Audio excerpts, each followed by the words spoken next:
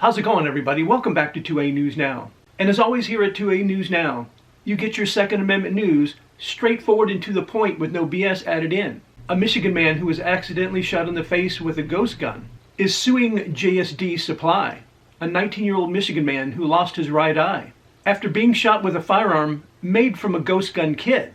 Filed a lawsuit Tuesday against his former best friend, who accidentally shot him, and the Pennsylvania company who sold his friend the kit. The lawsuit alleges that JSD Supply sold 2 ghost gun kits in April of 2021 to Guy Boyd's then 17-year-old friend, without verifying the friend's age or whether he could legally possess a pistol. Boyd, who was also 17, was shot in the face less than 2 months later. He also suffers from ongoing chronic and debilitating seizures and have nearly killed him, and will continue to impact almost every aspect of his daily life.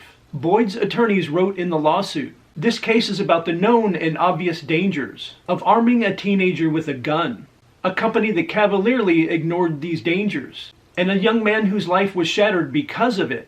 It was not immediately clear what criminal charges, if any, were filed against Boyd's former friend, who was a minor at the time of the shooting." The lawsuit accuses JSD Supply and Boyd's former friend of negligence. The lawsuit alleges that JSD Supply proudly, publicly, yet falsely advertised that the guns assembled from these kits required no licensing, could be owned completely off the books, and required absolutely no paperwork.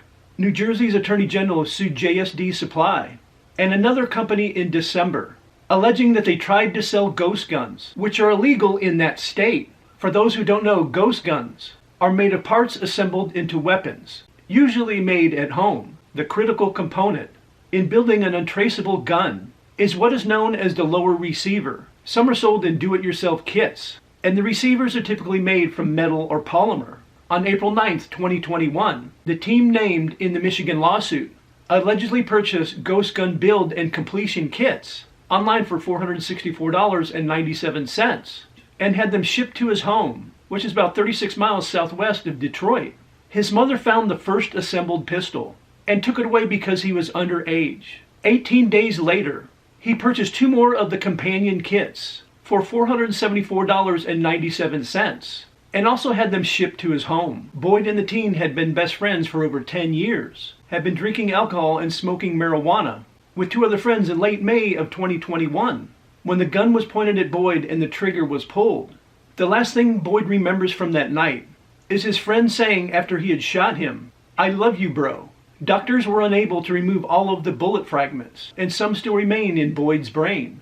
Mr. Boyd brings his actions seeking relief from his injuries and trying to prevent such an avoidable tragedy from ever happening again.